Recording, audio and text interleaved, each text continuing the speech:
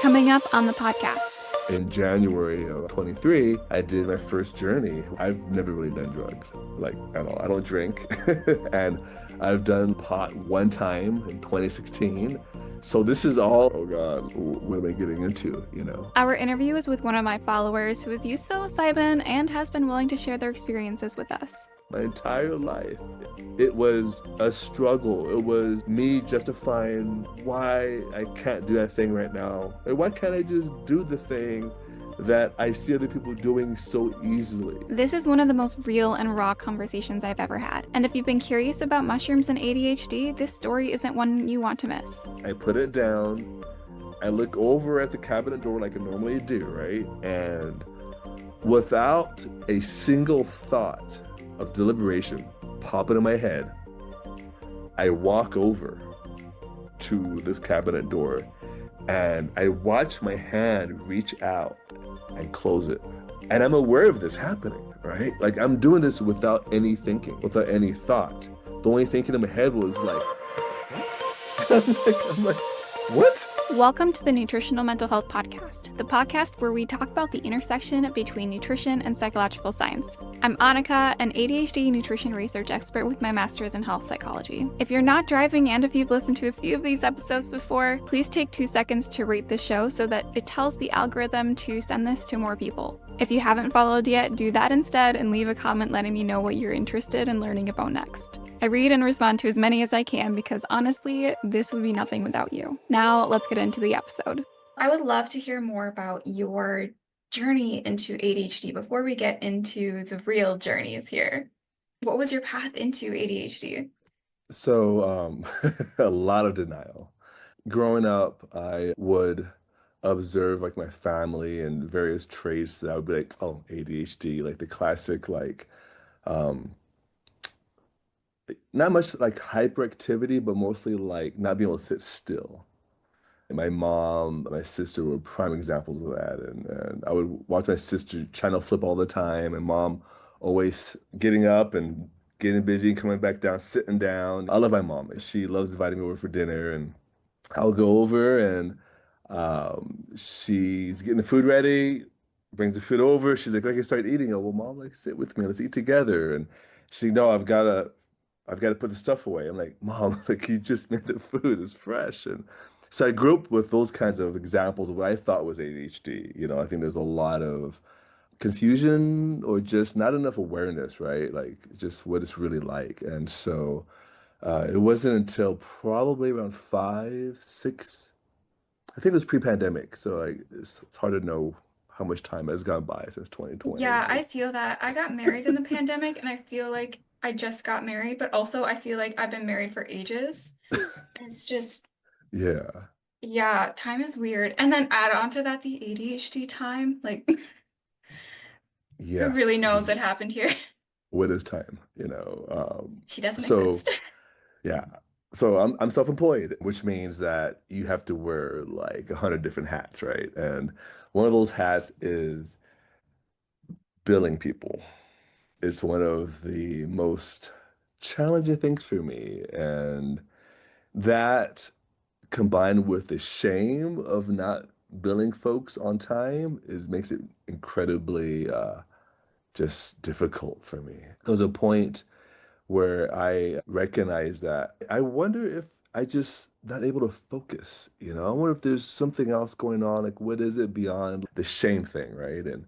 And I called up my primary care and I told him, I wonder if I have ADHD. He's like, oh, well, why do you say that? And I gave him a description of how many months and months that I have not built some clients. And I could just feel like on the other side of the phone, I could just feel his heart be like, oh God, this poor guy. Like, and his voice changed a little bit right after I shared my work experience doing that. And he's like, yeah, I think you probably need some help and come on in and we'll do submit a urine sample, all that stuff, and then we'll get your prescription. And so I was like, all right. And so I went in and I got a Ritalin prescription of 5 milligrams twice a day, once in the morning, once in the afternoon. And I would like to say that it changed my life forever. And sadly, I can't say that exactly, but it did make a difference. So I've never been on medication. I've really thought about it. I still have to wait to get my full psych eval to be able to get prescribed. So this is also why a conversation like this is fascinating. Yeah. But yeah, what was your experience with medication? Because for a lot of people, it's really good, but then for a lot of people, it's not really good, and they have to try a lot of Yeah. different things. So, Well, it's interesting. I think my body is pretty sensitive to certain chemicals in general. And so this was like a low dose. Apparently, 5 milligrams is really low. And so I remember when I first took it, I was kind of like, okay, what am I feeling? And it was a bit of like a warmness, my body could feel that. And that's about it. Sometimes there'll be like a little bit of like a almost like a buzzy type feeling, but eventually, maybe a week or so later, I did notice something. So, for example, pre any kind of medication, if I'm in the kitchen and I'm grabbing a plate out of the cabinet door, I open the door, I grab a plate, I put it on the counter. I look over at the door that's still open. And there's a deliberation in my head, like an actual deliberation. Oh, should I close that now? Well, no, it's okay. I can close it later when I'm over there on that side of the kitchen, which is literally like 5 feet away from where I'm standing, okay? When I started taking the Ritalin, what would happen is I would plate, look over at the door, and there's a button that appears in front of me. And this button, if I press it, I will walk over and close the door. So all it does for me in that sense is like there's a button that shows up and that sometimes I'll press it, sometimes I won't. But that button gives me that inclination to go just do it without all this deliberation happens in my head, all this analytical stuff that's constantly happening. so it's almost like the Ritalin was giving you more access to the button itself. Yeah, Like it's yeah. like putting you in front of the button instead of having you walk to the button. Exactly, exactly. And so I noticed that and I was like, okay, that's cool. That's different. And I also noticed that I don't know how much caffeine affects you, but for me, caffeine is hit or miss. I could drink a gallon of caffeine of coffee like at night and I'll sleep like a baby. In the morning time, I could have a little bit of black tea, and at night I'm anxious and I can't sit still and I can't sleep. So it's weird. That Yeah. feels so similar to me too. This is Yeah. why I honestly just don't use caffeine because I, if it's going to give me a lot of anxiety, then I'm just, what's the purpose of it? Yeah. Yeah. I don't know. I mean, I know there's some really great research out there for caffeine helping in general with, I mean, some interesting longevity research, but for me, I feel like it gives me more emotional dysregulation. And then it is that hit or miss. Like what, like some days I can just have it and I'm perfectly fine. Yeah. Yeah. No Exactly. issues with sleeping. Sometimes Hmm. it puts me to sleep instead.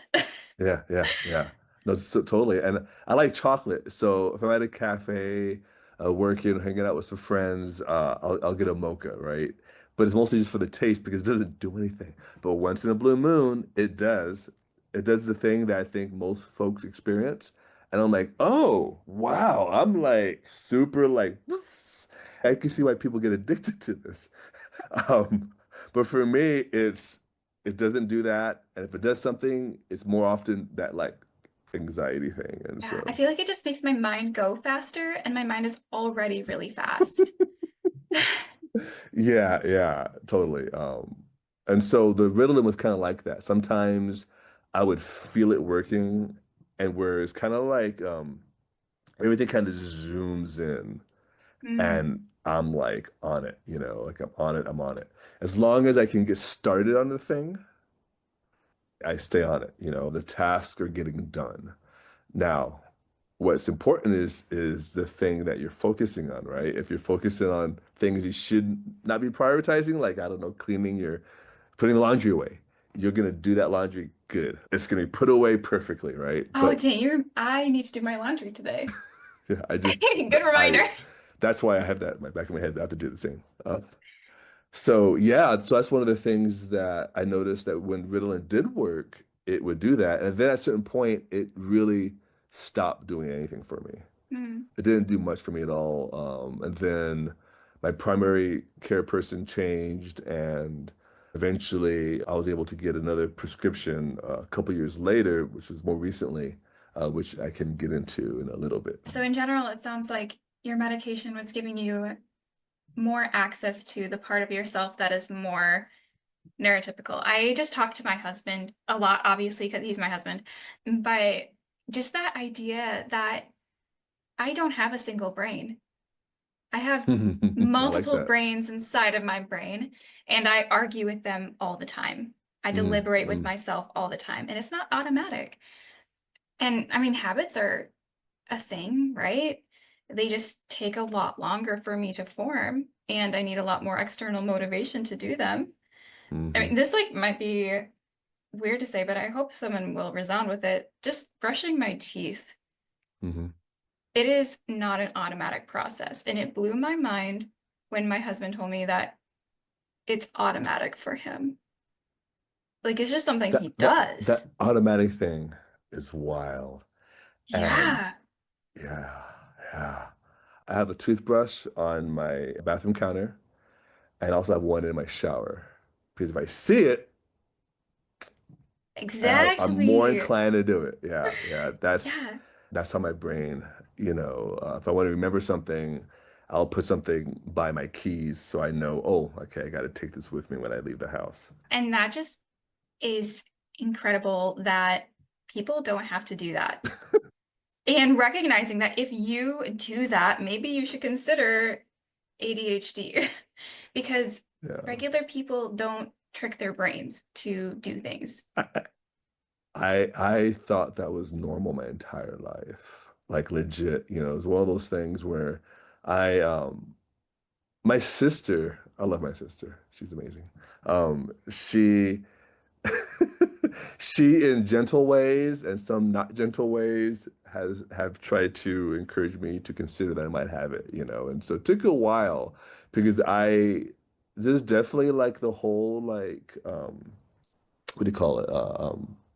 Stereotype of what folks are with ADHD, what they're like, and all Yeah. this kind of stuff. Even though I'm a big proponent of mental health, I've been in therapy since 2007, and so like I talk about it all the time. But certain things related to mental health, I think that there's some stigmas that was internalized, and so I was always like, I don't have it, I don't have it, I don't have it, until I realized, like, oh crap, I You totally have it. do.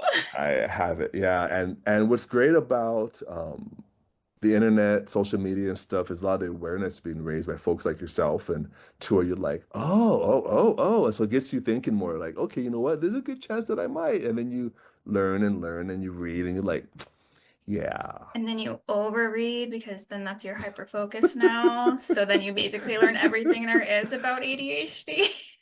I I I was telling my partner the other day how, I could probably do anything. Like, if I wanted to learn something, I can learn it. I got into racing cars in my mid late 20s. I always liked cars, and there's this one car that I fell in love with. I drove to Oklahoma, bought it, and it's a rare car. I didn't want anybody to touch it, no mechanics to change oil or anything. So I learned how to change the oil and went from that to learning how to pull the engine out and rebuilding it and upgrading the turbos and nitrous and programming the computers. And I became an expert and I was able to like help other folks how to select turbochargers for their race cars. And because, get into it and becomes like an obsession, right? Really Really like how you focus. said it feels like you can do anything. That really resounds with me as well. And again, Andrew, he just has to tell me all the time, like, Annika, you might think that you can do this, but your brain is not usually reality. Just because you think that you can create all of this stuff doesn't mean you actually have all the time to do that. It doesn't mean that if you keep doing it, you're never going to burn out. Yeah. Just because it feels like you're not going to burn out doesn't mean that you aren't. Yeah, yeah, totally. I think that's a healthy perspective to adopt, which is hard to do when you have this superpower, right? Yeah. It's like a superpower that's also a curse, like it's its own kryptonite. Because if you don't Yeah. keep it in check, then basically your life can fall apart. I don't know if your brain works the same way. One of the things that my brain does is if someone presents a problem to me, like, oh, my car's making this noise, for example, immediately I think of five things at one time Mm. of what it could be. And then I can just extrapolate. And like, like problem solving is like that's just my default, figuring things Yeah. out, and when I was a little kid, I didn't know how much this would haunt me in my adult life, but I had this phrase that I would tell people, which is to think before you think. Because when I was a little kid, I noticed how I could think in all these layers. I could think about this thought, that thought, and I thought that was such a great tool. It is for certain things, but it can also drive you mad. Yeah, it really can. And connecting to that, I'm guess I really want to know now, how has your thought patterns changed since using psilocybin? Yeah. So back in 22, I didn't know this until December, but the whole period 22, I was very depressed. And in December 22, I remember so some stuff in my house is like smart home automated. And I have an Alexa and I can tell Alexa to set the temperature to a certain thing and it'll turn the heater on and do all that, right? I remember laying in bed thinking to myself, oh, it's kind of cold. I should turn the heater on. And instead of saying these very simple words, Alexa, set the temperature to 70, I would go to my phone and dial the temperature. And I remember thinking to myself, oh, that's so amusing. I should tell my friends about it. I did that because I didn't have the energy, the Mm. life in me to speak to something, to do something. That's how depressed I was. And when I recognized that in December of 22, I was like, I need help. I Mm. need some kind of medicine. Um, yeah, it was bad. My depression had just, yeah. Really And it curious, was, do you know yeah, if the depression was more from like an ADHD overworking or if it was more from just something else? that's a great question. I think it was a combination of um, a couple things that related to some health stuff that gave me a gigantic health scare during the pandemic. Long story short, I thought I had cancer and thought I was dying. June of 2020, I'm in a cancer hospital waiting to see results. I'm like, am I gonna die? Like, this is it? Like, are you serious? And also everybody's wearing masks. Everybody's like distancing. It was so surreal. And I had to wait for results over the next couple of years. I had to wait for results to see if something that I had, this nodule, was gonna be, a tumor. So those couple of years was just Mm. you know, yeah, it was bad. Just the waiting game, right? And then of course that combined with where I was definitely burnt out from work and the inability to focus, plus that other stuff happening. Whew, like, yeah. I woke up one day, I called my sister and I was like, hey, I'm depressed. And she knows I would never say that lightly. She knows that because that stigma thing, right? Even though Yeah. like I love therapy and all that stuff, but there's that stigma. And so me saying that, she knew like, "Holy crap, this is serious." And I didn't want to do the over-the-counter type medication route just yet. I had a couple friends that had done some psilocybin. One was microdosing, another one would do these journeys. There was that one documentary with fungi, I think it's called. Fantastic Fungi, I think. Have you seen that or not? Actually, I think I have seen It's that. beautiful. Like, Yeah. yeah, yeah. And so I remember watching that, and I would come across, I love psychology, so I would come across things related to psilocybin all the time. And I thought, maybe this is something I should explore. And I started reading more about it, talked to some friends, and reached out to an expert. And I was like, I think this is what I want to do. And so when I initially got into it, it wasn't necessarily for ADHD type stuff. It was mostly just to like try to feel better overall, right? Hmm. And so in January of 23, I did my first journey, which is, in case folks don't know, it's when you do typically a dose of like 3 grams or more, where you enter this complete psychedelic space. Whereas microdose is way less. It's usually like 0.067 to like zero point 0.1 or so. grams. So I did this journey and I've never really done drugs. Like, I don't know, I don't drink. And I've done pot one time in 2016. So this is all, oh God, what am I getting into, you know? And so the day came and I took my dose and I went on a journey, as they say, and it's wild. Like, the things that come up. So I've been working on various things over the years, all kinds of different traumas and stuff, and I've healed here. I'm aware of this thing, and what's really interesting in the journey, things would come up that I thought I had already learned and healed from. I'm like, oh, I know that already. Oh, I know this thing. And the mushrooms were like, well, you know what? Maybe you should look at this a bit more and this and that. Next thing you know, I'm like, oh crap, like these things are still here. These things are still real. And these are things that get in the way of our brain being able to do stuff. Because if we have all these trauma stuff and things that we're trying to heal from, it's hard for us to regulate and everything else, right? And so my journey was all over the place like that. In a therapeutic setting, it's usually not what's the word to use? Fun, I guess you could say. I talked to a lot of people after my journey that have to ask if people have done, psychedelics, psilocybin, and over half the people I talked to said they've done it, but it's all recreational. And so, in this case, when you do it in a particular set and setting, and you create intentions and whatnot, it's in a therapeutic type setting, and so a lot of times it's not as fun because you're feeling things, right? Things are coming up and I think that is the real aspect here, just the intentional part of using. yeah. I think about that just with my weed use. I'm super intentional with it because, I mean, A, I know that I have more of an addictive personality, but B, I want to use it as a tool, not as a coping mechanism, right? And like, there's a huge difference between those two. Yeah. And if you're Yeah. not being intentional with it, it can easily turn into a coping mechanism. Absolutely. And, one of the things that I've been very hyper aware of related to addiction, what you mentioned, is that my dad, he's a recovered alcoholic. And so that addiction thing has always been on back in my head, back in my head, which is probably why I don't drink at all. I stopped drinking. I mean, I never really drank, but when I did, it was very little. And so years ago, I was like, why am I even drinking? Oh, by the way, alcohol has never affected me. So don't know what that means. I've never been drunk.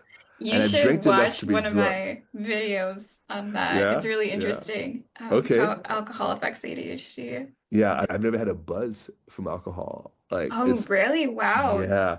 So I either Wow. inherited some gigantic tolerance from my dad's side and so one day I was like, what if, I somehow become addicted to alcohol and I don't have like the fun effects of it. That'd be kind of awful, wouldn't it? Like That'd be horrible. why even drink if it doesn't affect you? So I was like, you know what? Why even mess with it? So I just kind of stopped. And side note, psilocybin apparently is not addictive, which is pretty cool. That is Yeah, really, really yeah, cool. And that is something that I didn't know until I was doing research on microdosing and ADHD because it's so villainized, right?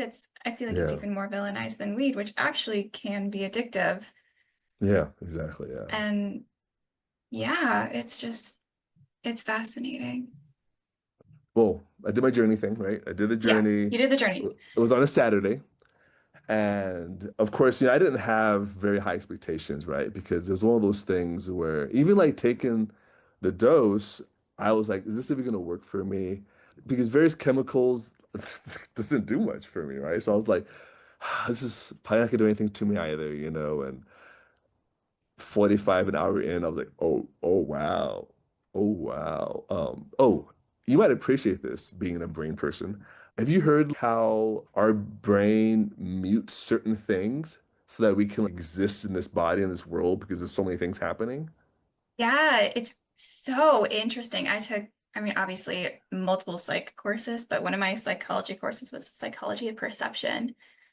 During the journey, I was using headphones and also a speaker, right? And so at this one point, it was just a speaker. So like a little Alexa speaker, tiny little thing on my end table. So I'm laying in my bed.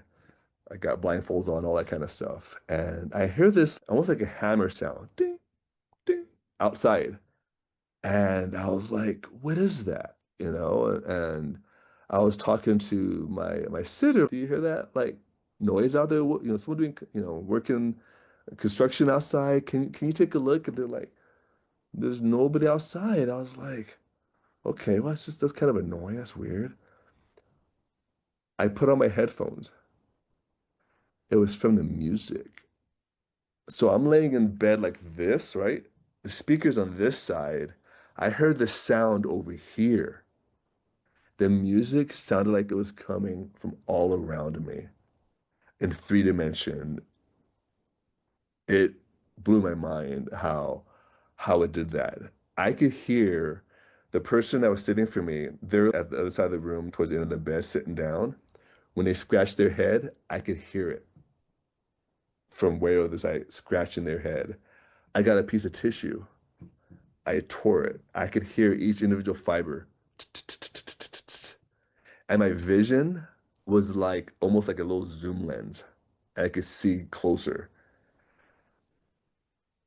Yeah. My hearing was, I don't want to say improved because it's probably just doing what it normally does, but now those filters that were gone. And so my vision was improved. Like I have a slight astigmatism and my closer vision is a little bit blurry now, but with the psilocybin, everything was better. Yeah. Yeah, it was something else. And So so just like that extra perception of life, it's incredible, that sounds like. yeah, it was really a neat experience. But what was even better was the next day. So the next day, I was in the kitchen, right? Getting something to eat. So I grab my plate, I put it down, I look over at the cabinet door like I normally do, right? And without a single thought of deliberation popping in my head, I walk over to this cabinet door and I watch my hand reach out and close it. And I'm aware of this happening, right? Like I'm doing this without any thinking, without any thought. The only thinking in my head was like, what the fuck? I'm like, what? And I'm watching this and I giggle. And throughout that day, I would grab something and just put it away, throw it away without thinking. And every time I'm watching myself like do this, and I'm like just giggling, just laughing, like this all the time,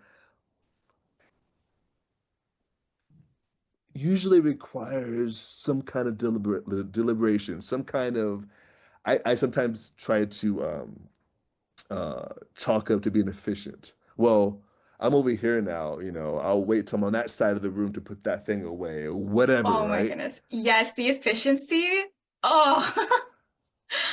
And then it Yeah. turns out that you're not efficient because you don't actually get things No, done. no, no, no. But you're trying to Uh, maximize the efficiency in your head. exactly. But it And so sounds like this you is don't happening have, yeah, without wow. thinking. This is like no thought, no deliberation, nothing. And instead, I'm just self-aware of what's happening. And I'm watching myself, like I'm not telling my hand to close the door. I'm not telling my hand to put the thing away. It's just kind of doing it on its own. And I had a therapy session scheduled that week because I wanted to help with post journey integration.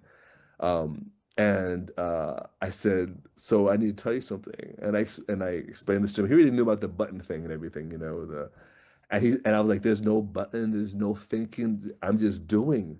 I was like, what is that about? And he's like, well, that's what people's brains that don't have ADHD, that aren't traumatized, that's just what they do. I was like, wait, what? Wait, this is That's how people normal? experience.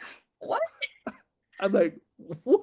He's like, yeah, John, like that's people just do things. People just put stuff away. They don't think about it. I'm like, huh? Hmm? What?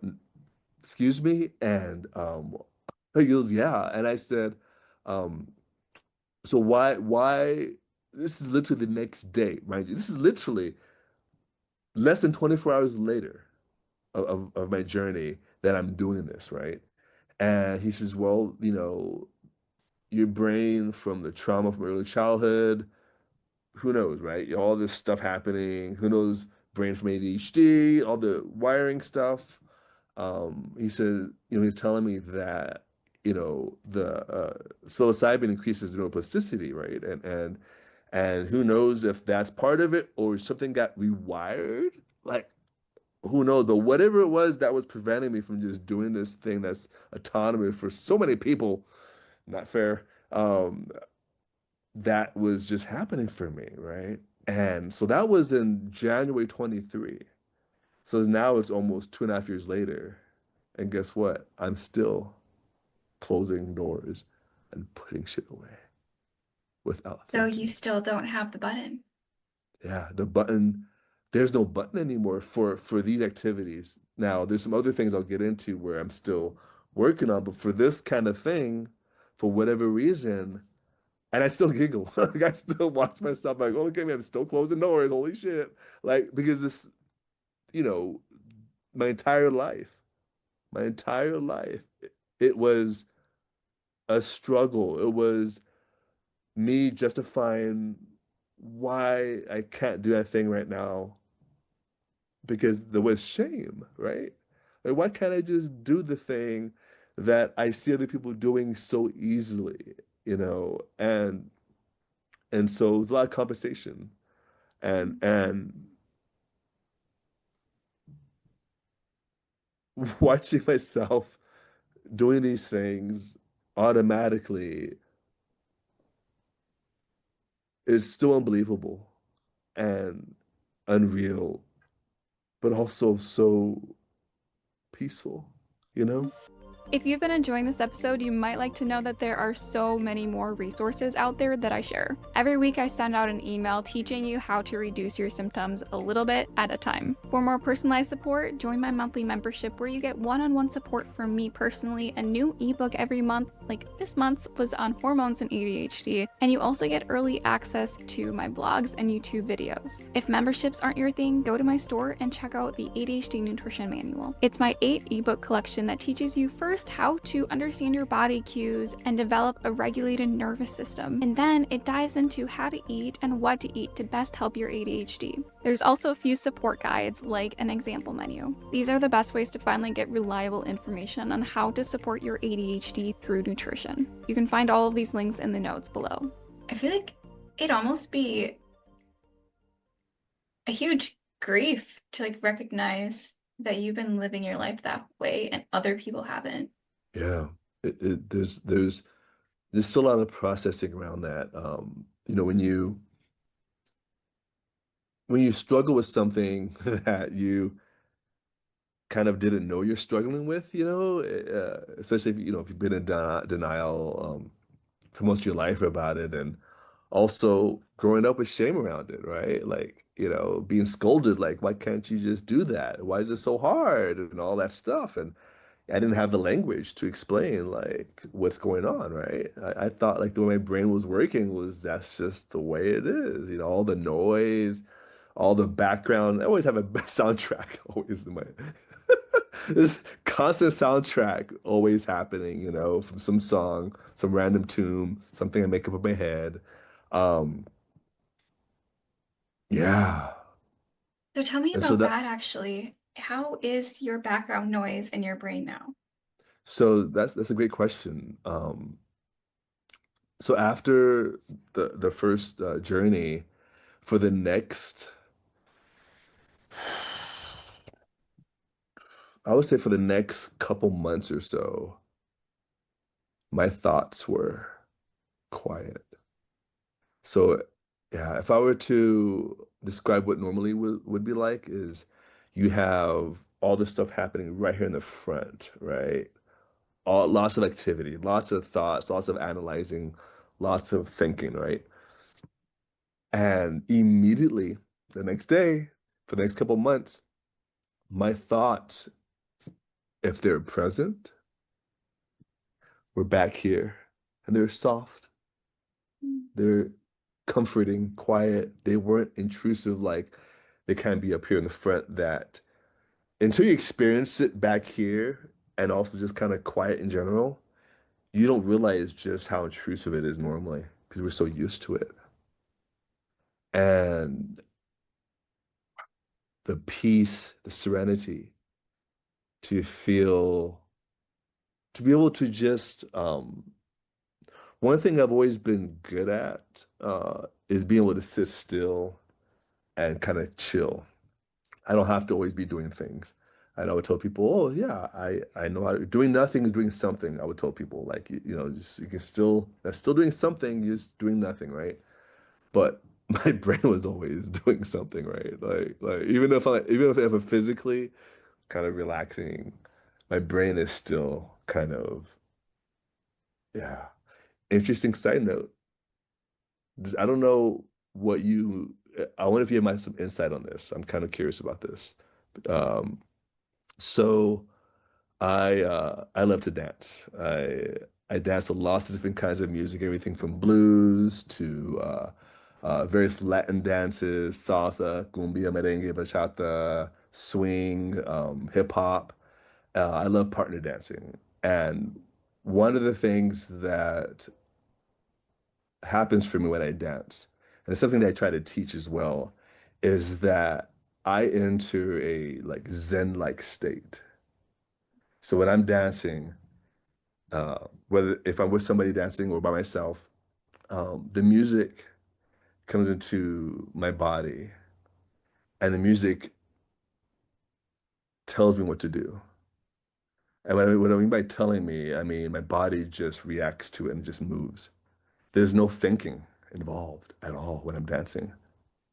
I'm literally in a Zen-like state. If I'm dancing with somebody, there's input from this person that I'm dancing with. So there's the music, this person I'm moving with, maybe the floor, like, oh, maybe it's sticky over here, slippery here, people around me, right?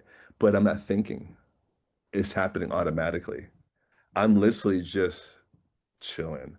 And it's one of the only other times where my brain is quiet.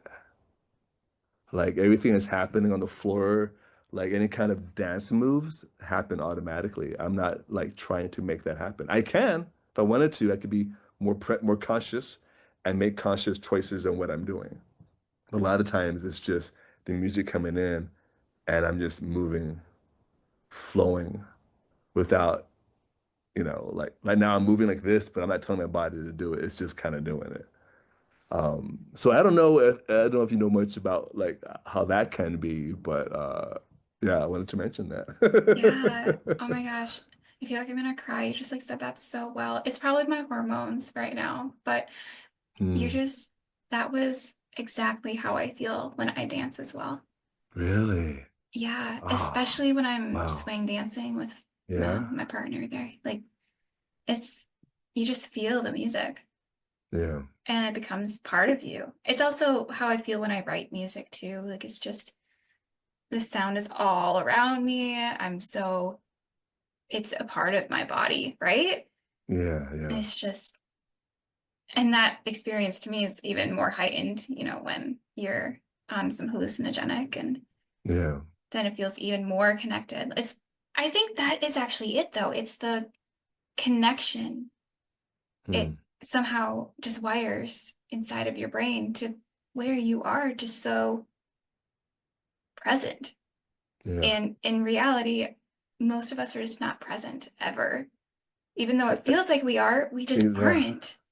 I and mean, for even in this conversation, right? I'm yeah, sure you yeah, have like lots of thoughts like, oh, could go this way, this way, this way. I yeah. don't know if you do, but that's how my Sometimes, brain I is. mean, it's been better. It's been better. It's been much better. Like that's one of the cool things. But yeah, the dancing has always been like that for me for probably most of my life, where the music just kind of just, I often tell people that you don't need to learn dance moves. You don't need to learn steps. There's music, the music where it comes from. So learning the aesthetic of the dance, the origins, what the dance looks like, but the music, it informs everything you need to do. The emotions to feel from the vocals, the tempo and the rhythms and the polyrhythms you put in your body. The music tells you all those kinds of things, right? For whatever reason, I've been able to let that happen inside of me. And so that's where my brain actually, without any kind of medicine, it just turns off, right? And with the psilocybin, that's the only other time. where I'd be able to experience something like that. Um, and so, so yeah, it's like I was saying, like for the next couple of months after my first journey, my brain was quiet. It was quiet. It was so peaceful, you know. Focusing was so much easier because there wasn't the distractions in my brain, right? We always talk about external distractions, but it's our brain, I think, oftentimes that is kind of um, Yeah. I mean, yeah, I can latching totally onto it. handle the fact that there's a car coming out of my window. I mean, not coming out of my window. It's like, on the Oh, very street. cool. That'd be pretty wild. What are you taking right now? But it's definitely more of my brain is just so fast all the Yeah, time. yeah, yeah. And so the creativity, one of the things that people talk about with psilocybin is with the increased neuroplasticity, you just have the capacity to learn to create. Um, I'm not someone that can draw. Like I've never been. I like art and always wanted to be able to learn things. And um, I'm finding something for you. I want to show you. Mm. I wanted to like start learning how to draw because that's a thing people can do, right? You can actually learn it. Not Yeah, everybody is a natural artist, right? You can learn how to dance also. Anybody wants to learn how? hopefully by your And brain. yeah, so I came across a tutorial um, to be able to draw an apple, like a realistic looking apple using like your iPad. And so I was like, well, let me try it. Can I even sit down and do this, first of all? Like these tutorials had multiple videos and multiple steps, right? I'm like, but for some reason, I just innately kind of knew I could. So this starts out with literally a blank canvas, like literally like, and you draw a circle Okay. of a red apple like this, right? You start with Yeah. that. And then it became, and this is no joke, I did this, that. No way.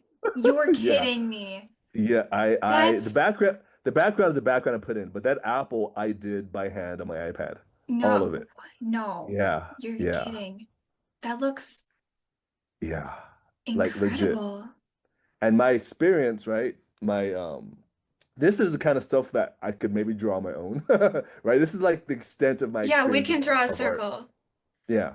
And it went from that, yeah, like that, yeah. That's I was able to focus. I was wow. yeah, like I was able to really get into it and it wasn't like a hyper focus thing. It was like, okay, I'm gonna do these things here.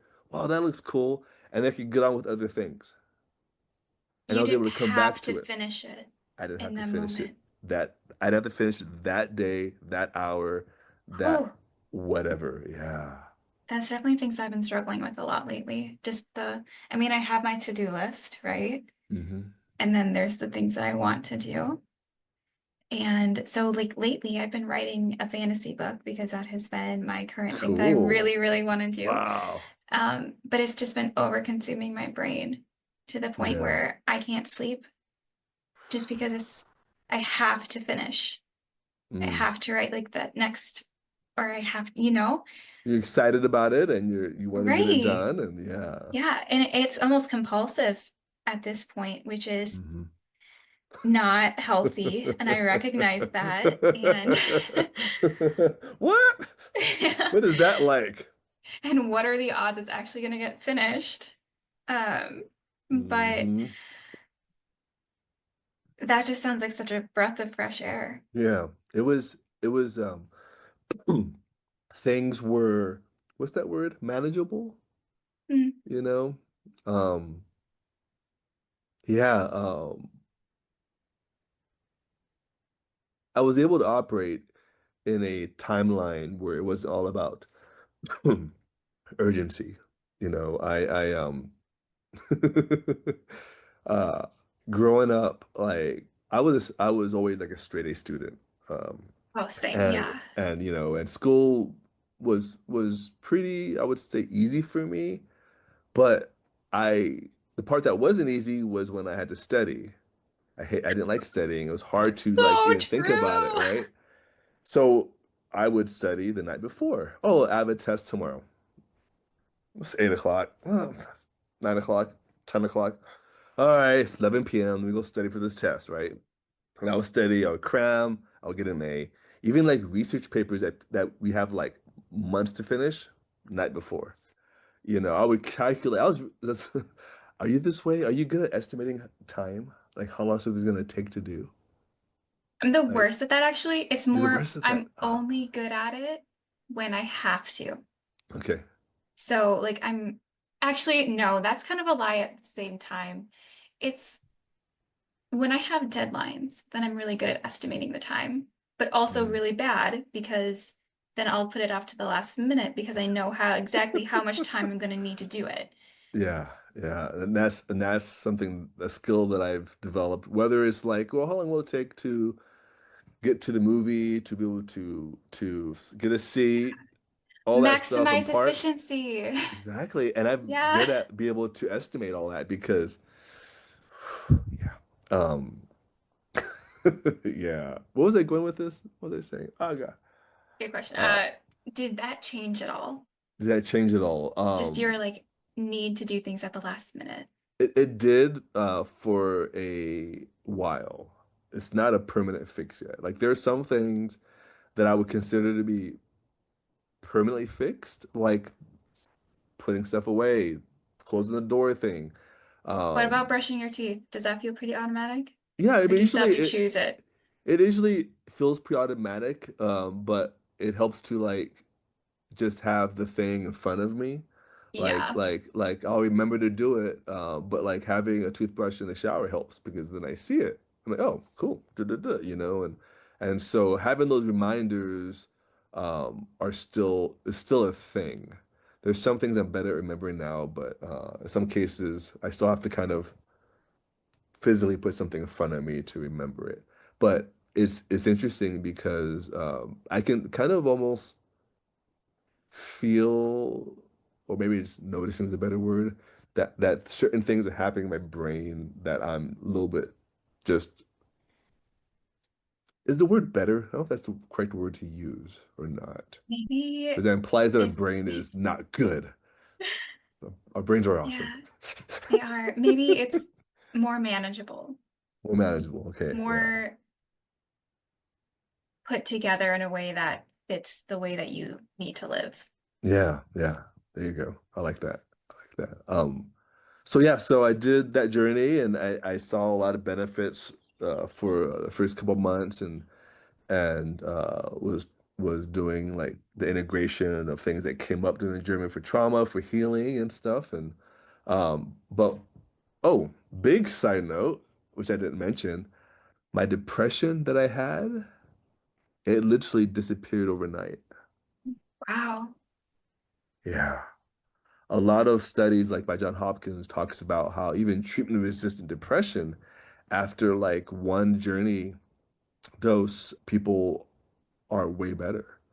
And and that was the case for me. I still have some depression, like it's still a process, but immediately the next day, I just felt so much better, and that lasted for quite some time. Way less anxious, the ability to focus more and get things done. So there's a lot of different things that this medicine helped with, in addition to the focusing thing. So since then, I did another one last year, another journey, and I've also like microdose occasionally. And so that's something I wanted to like to mention, like what that's like for me. Yeah, I would love, like, seriously love to hear more about the microdosing aspect, especially because, I mean, that's the area that I know the most of the research about. Unfortunately, there's not a lot, but there is Yeah. some just really good evidence that microdosing is incredible for the brain, Hmm. especially Well, brains that have trauma backgrounds. yeah. What have you read about? That's a good question. I wrote about it on my blogs, and let's be honest, when you write things, usually they stay, but also I have too many things that I think about. Um, but I Yep. think the biggest aspect is the default mode network. Mm, which is very dysregulated in people with ADHD. So that's like the part of our brain that does a lot of that emotional regulation, focus, mm, motivation. It's very, very central to a lot of our experience of life as people with ADHD.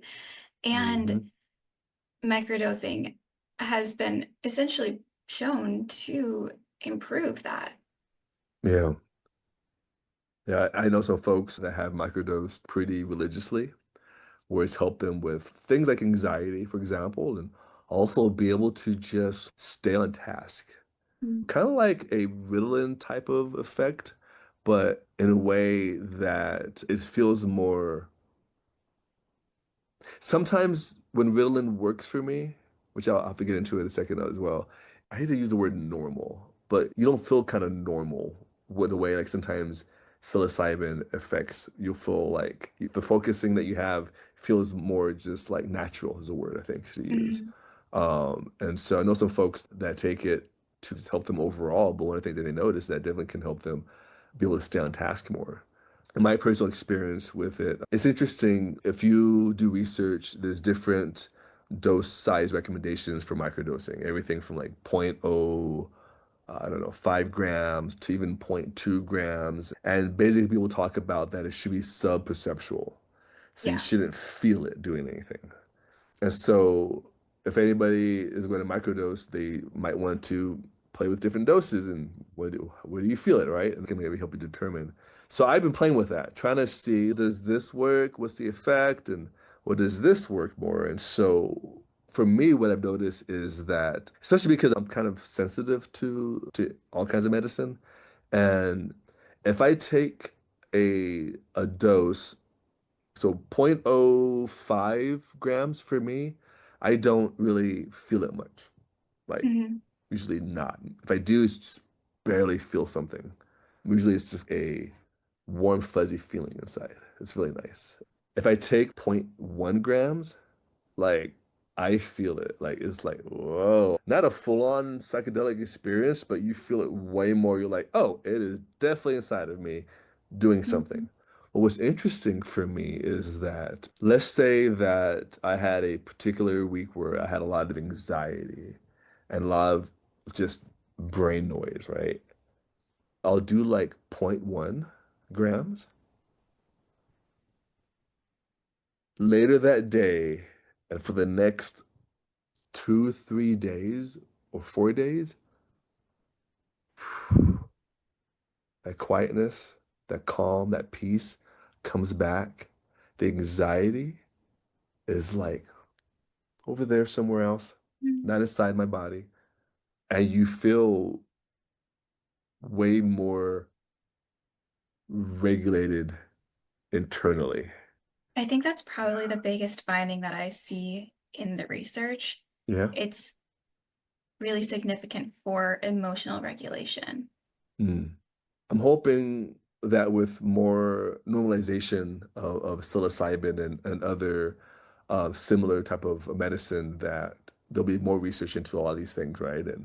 And I've of course with my with my love for research, I, read a lot about these things. And one of the things that I wondering is if taking like a slightly bigger microdose size, for me, I wonder if it just helps with some of the neuroplasticity stuff, right?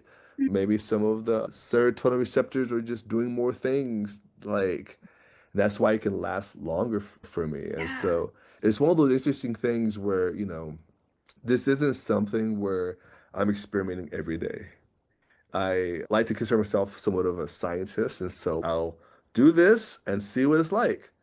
Revisit a few weeks later because data, right? Do the same thing again, more Yeah. data. Do the same thing. And Okay, now let's change this recording it variable. too. Yeah, and see what that's like. And also take into consideration that, like, for every, I don't know if you know this or not, but like, if you had some mushrooms that were, let's say, 1 gram of mushrooms in one hand, another gram, another hand. And they're from the same exact batch, okay? One could be 30, 40% more potent than the other one. Yeah. There's no correlation. Like different strains Some strains can be more potent than other strains, but some days they may not be. It's very, very hit and miss. You can do a generalization of sorts. And so for me, if I take 0.06 or zero point 0.1 one day for one thing, that may be different the week after, you know? So Mhm. that's why a lot of data is necessary to figure out for yourself what will work and what it's like. But what I'm Yeah. discovered for myself though is that the slightly bigger microdose lasts several days and it brings that peace, that serenity that I spoke of from the bigger journey. Mm. Yeah, It's like a little stepping stone until the next larger journey if needed. exactly. That's a great way to put it. Yeah, absolutely. Because I still have noise. What's interesting is that if I focus to be present, right? Whether through meditation, breathing, or whatever kind of brings you to the here and now, oftentimes it's just a lot easier to do that now, post Mm. journeys. Yeah. It's a lot easier to come in and quiet the brain. Like it's a That's lot more really it's a lot more interesting. accessible that type of if you want to call it a button skill, whatever it is, but it's a lot easier to access. Because there's still days when my brain is like da, da, da, da, doing all the things, you know, and solving the world problems. And I wonder if that's another thing that there's some of us that think we can figure out things, solve the world and save it because our brain's like, yes, you can. Look at what you can. Yes. Oh my goodness. I talk about this way too much. I just have this delusion in my head, which is fine, right? But I think that I am going to change the world. And you Yeah, have to have those types of people, right? Otherwise, nothing does happen. But yeah. also, what if that doesn't happen for you? You know, I'm glad you mentioned that. So I'm an easy crier. I I wear feel my that to my heart. heart on my sleeve and I feel things, right? I feel things and I feel the pain that's in this world, right? So much suffering that I feel so unnecessary. And my first and my second journey, each time this thing came up where the mushrooms or your inner self, what do you want to call it, right? People call it mushrooms inner self or whatever you choose. But this thing came up for me that said, you can't save the world, John. And I'm like, okay, you know, like, and that's okay. You can't do this. You're just one person. You're just one person. You can't do this, and that's okay. Because that's something that I think really just pains me, right? You know, because we think we can, and then the mushrooms are like, also, why do you think you can? I'm like, holy shit, wait a minute, what? And it's like literally asking me, like, why do you think you can? And that blew me away when it came up twice for me. And that's something that I've been searching for answers. I think part of it is the ADHD thing that where we can think we can do everything all at one time, right? And it And feels easy, and even it though in feels easy. reality it's It not. feels easy, even though we were probably suffering, right? And I've experienced that, burnt out with my job, my business. I've been burnt out for that for probably way too long now. I used to run a blues dance weekly. Most people in the country only do it monthly. I did it weekly from the get-go because, well, why wouldn't I? You know, Like we can do everything, the whole thing. I didn't know I was burnt out with that until I stopped 5 years later and my partner at the time told me like, yeah, I wish you would have stopped like a year after you did it because I saw what it was doing to you. And you know, because we can take on a lot, right? And I'm very detail oriented. So when I get shit done, it gets done good, you know?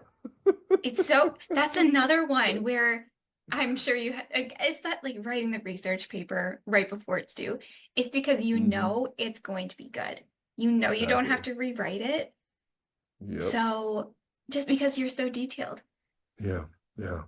And exactly. And so whew, so yeah, so that's one of the things that came up for me was like, you know, you can't do it. You just but one person.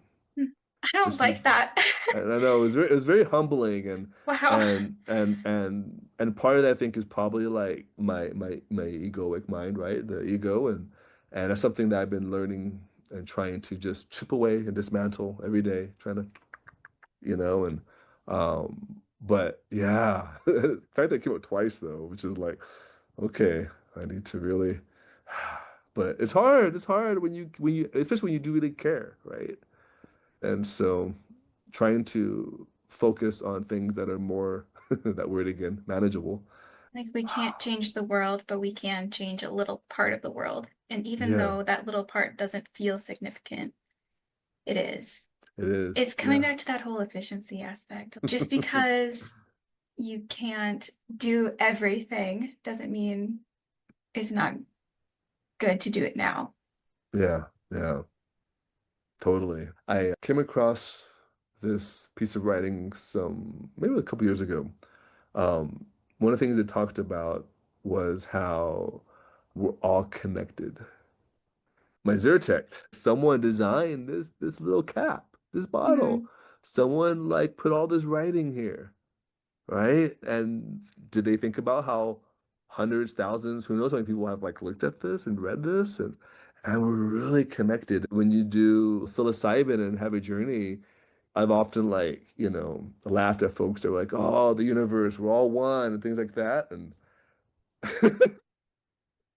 at some point you may realize, holy crap, and you understand it in the journey space, you like get it. You're like, God, we really are all one, and it makes more sense because your brain, there's certain things that are turned off where you can see things easier and understand things in a certain capacity they may not be able to because of all these external stimulations. And I've also helped other folks with the journey since then because a lot of people know that I've never done anything like this, right? And so when they hear about my experience, they're like, well, if John says this is legit, then shit, like we should look into this. And so I've seen other folks where this has helped them with their anxiety, with their ability to live and do things, right? Where certain things like depression or ADHD and other stuff like that gets in the way. And so I can see this with more normalization help a lot of people that are neurodivergent. And Now, can I ask if you still use medication?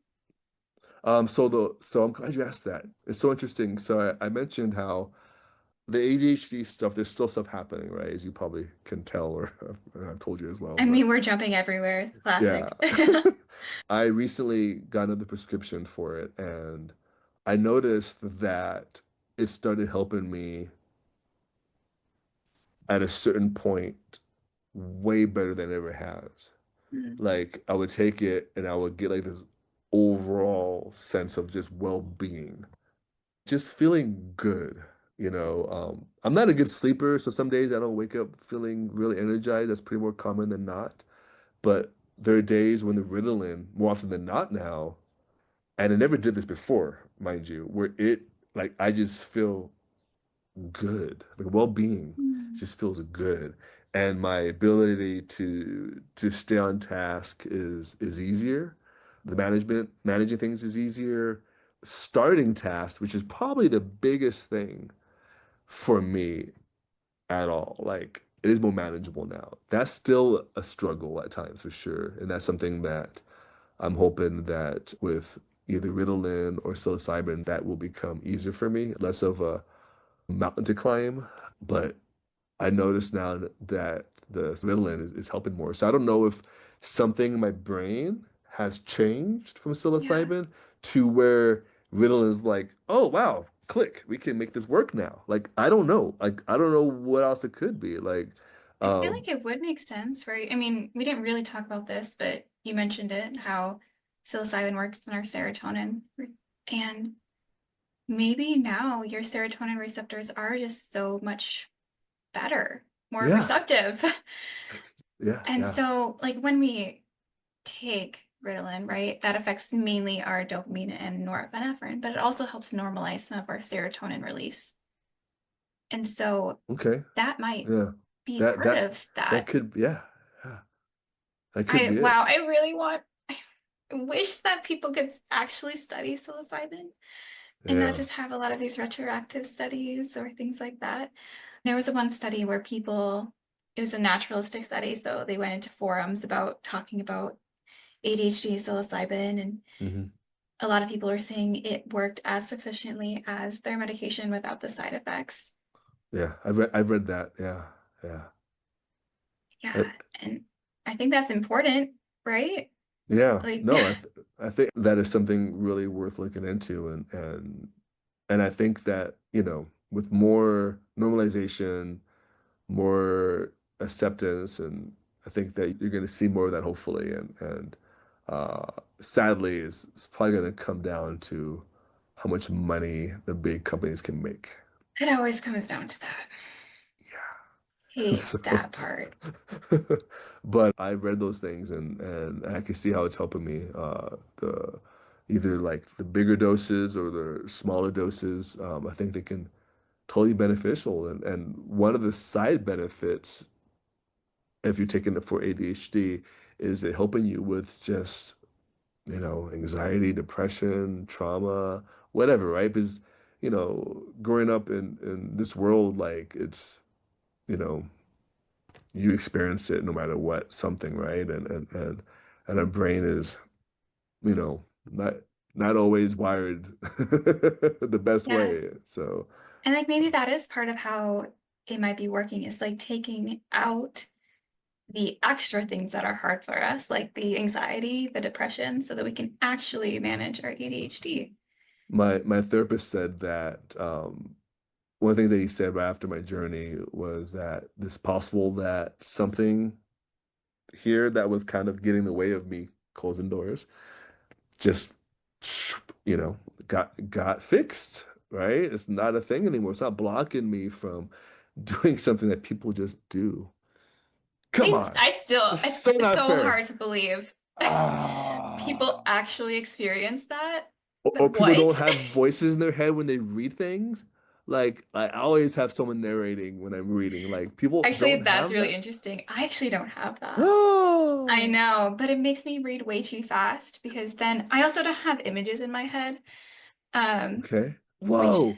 yeah, it's kind of a Whoa. bummer. When I first found out that people actually can see things, like when they're reading or when they're like, I Yeah. can't even visualize like my mom or something. It's, Really? yeah, So you yeah. close your eyes, if you think of that red apple, you can't see it? No, I could describe it though. Yeah, so it's more like just a description of Okay. reality rather than Yeah. that. Yeah, oh, that is a different That's topic, wild. but Wow. Yeah, when I read that people experienced that, I was like, what? Like I always have, like right now, if I wanted to, like, I have Morgan Freeman narrating my life as I'm like, like legit. Right oh now, my goodness. I can hear his voice, like his real voice. When I hear like people singing, like, that soundtrack, I can legit hear the way it sounds, like exactly. Um, I think yeah. that is exactly why I really enjoyed using weed, like intentionally, right? That's the big thing out of all of this, being Mhm. intentional with your use, if you do Yeah. use, because then we can actually get healing, I believe, personally. And the music, being able to truly hear everything, Mm. Mm. I think is just so, I mean, magical, right? But Yeah. also, it feels like you're finally in reality. Mm. Mm.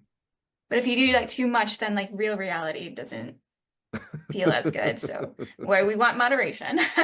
Yeah, moderation. Also, if anybody is considering doing like a journey, please, please, please have a sober sitter. Mm. It's so important that you are safe, that you have safe space dedicated. I would definitely recommend doing it like indoors where you have access to the bathroom, to water, and somebody that will just sit there and keep you safe because um, you don't know how what things can come up. And folks sometimes do these things when they're like at raves, and I'm just like, I can't imagine. And you hear people talking about, oh yeah, I had a bad trip, I had a bad trip. It usually means that something uncomfortable came up in a environment that they weren't hoping for that, right? And Mm. so, but yeah, having a sober person to watch over you for like 4, 6, 7 hours is so important, and because this is a tool that's been used for thousands of years for healing, and I think if we respect that and look at it that way, we can really really help ourselves a ton. We all need help. So yeah, That just brings it back to community, like the connection aspect. yeah, It's not meant to be done by yourself. no, no, exactly right. Yeah. So, yeah. Well, I wish I could talk to you even more about this. I'm so grateful that you were willing to talk and share all of this Well, experience. no, And thank you for inviting me. I really appreciate this. yeah, Yeah. I just obviously I love hearing stories. And when I first read the research, I was expecting to find that it was not going to be helpful and that it could potentially be harmful. Mm, And I don't know, I feel like my thoughts have changed a lot over the last few months. And obviously, like, no one should do it if it's illegal, where you, because like that could cause you harm yeah, if yeah, somebody finds you, right? And then that's not ideal. That would be a very bad trip. Uh, worse, because then you actually, yeah, we don't want that. But like, do it in a place that's decriminalized if yeah. you're going to, and be safe about it, and potentially it could help. And as we keep encouraging this type of conversation, hopefully it will reduce that stigma Yeah. enough to where we can start researching it better and potentially even use it in the future. Like I'm thinking probably not going to happen for at least 50 years because that's how slow our stuff works. Even though it was legal before, right? And so, Yep. Yeah, that is what a life we live.